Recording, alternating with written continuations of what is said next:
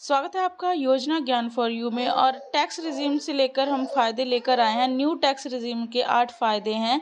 आप देख सकते हैं कि इनकम टैक्स स्लैब से लेकर मानक कटौती तक की सारी डिटेल्स इस वीडियो में। आइए जानते हैं डिटेल में जानकारी, लेकिन उससे पहले अगर आप हमारे इस चैनल को पहली बार देख रहे हो तो चैनल को सब्सक्राइब जरूर करें। साथ में बेल आइकन की घंटी दबाएं ताकि आपको आने वाली वीडियोज़ की जानकारी तुरंत मिल सके। वीडियो पसंद आए तो वीडियो को लाइक और शेयर जरूर करें। आपको यह जानना बेहद जरूरी है कि न्यू टैक्स रिजीम बेहतर है या ओल्ड। आज हम आपको बताते हैं कि नई कर व्यवस्था के 8 फायदे क्या हैं। अगर आप वित्त वर्ष 2023-24 यानी कि असेसमेंट ईयर 2024-25 के लिए आईटीआर फाइल करने जा रहे हैं तो आपको यह जानना बेहद जरूरी है कि न्यू टैक्स रिजीम बेहतर है या ओल्ड।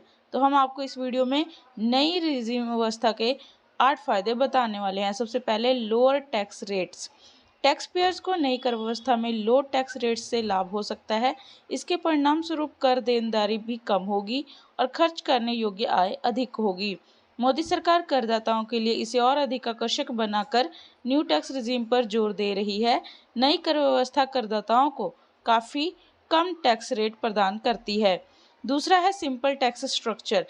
नई कर व्यवस्था कम टैक्स रेट की पेशकश करके कर इस स्ट्रक्चर को बेहद आसान बना दिया है। नई कर व्यवस्था के तहत स्लैब्स इस प्रकार हैं। 3 लाख रुपए तक की आय पर कोई टैक्स नहीं है। 3 लाख से 6 लाख रुपए के बीच की इनकम पर 5% टैक्स लगेगा। 6 लाख से 9 लाख रुपए के बीच में 10% टैक्स लगेगा। 9 लाख से 12 लाख रुपए के बीच में आयकर पर 15% टैक्स लगेगा। 12 से 15 लाख रुपए के बीच आय पर 20% टैक्स का प्रावधान है। 15 लाख रुपए और उससे अधिक की आय पर 30% टैक्स लगेगा। कोई कर कटौती नहीं। तीसरे नंबर का फायदा है कि आपको कोई कर कटौती नहीं है। नई व्यवस्था के तहत करदाताओं के लिए समय और प्रयास की बचत करने के उद्देश्य से टैक्स डिडक्शन को ट्रैक करने और दावा करने की आवश्यकता को खत्म कर दिया गया है। करदाताओं को खर्च और निवेश के लिए विवरण और साक्ष्य एकत्र करने और सबमिट करने में भी परेशानी नहीं होगी। चौथा है मूल छूट सीमा यानी basic exemption limit. CA Santosh Mishra कहते हैं कि बेसिक एग्जम्पशन लिमिट 2.5 लाख से बढ़ाकर 3 लाख कर दी गई है। यह बढ़ी हुई छूट सीमा न्यू टैक्स रिजीम को और अधिक आकर्षक बनाती है। ध्यान दें कि सबसे हाई टैक्स रेट यानी 30% 15 लाख रुपए से अधिक की आय पर लगाई जाएगी। पांचवा है सरचार्ज रेट में बदलाव।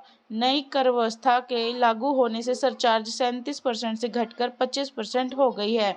यह 5 करोड़ रुपए से अधिक आय वाले व्यक्तियों के लिए लागू है।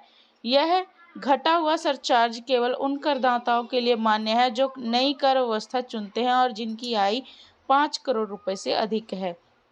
छठा है छूट सीमा में बदलाव। सी अजय बगाड़िया कहते हैं कि ओल्ड टैक्स रिजीम के तहत 5 लाख रुपए तक की आय के लिए लागू छूट सीमा 12,500 रुपये है। हालांकि नई कर व्यवस्था के तहत यदि कर योग्य आय 7 लाख रुपए से कम या उसके बराबर है तो यह छूट सीमा बढ़कर 25,000 हो गई है।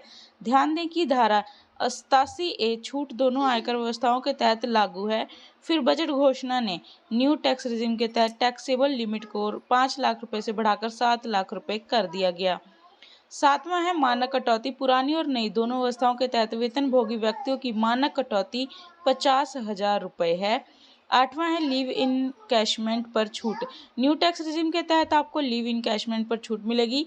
सीए संतोष मिश्रा कहते हैं कि बजट 2023 में गैर सरकारी कर्मचारियों के लिए लीव इनकैशमेंट की छूट सीमा 8 गुना यानी कि 3 लाख से बढ़ाकर 25 लाख रुपए कर दी गई थी।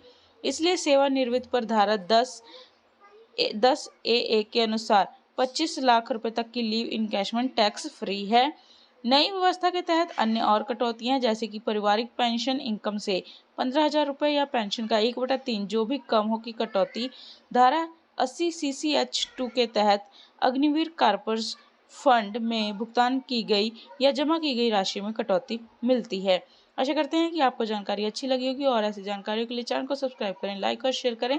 अपने सवाल और सुझाव कमेंट बॉक्स में जरूर लिखें। धन्यवाद।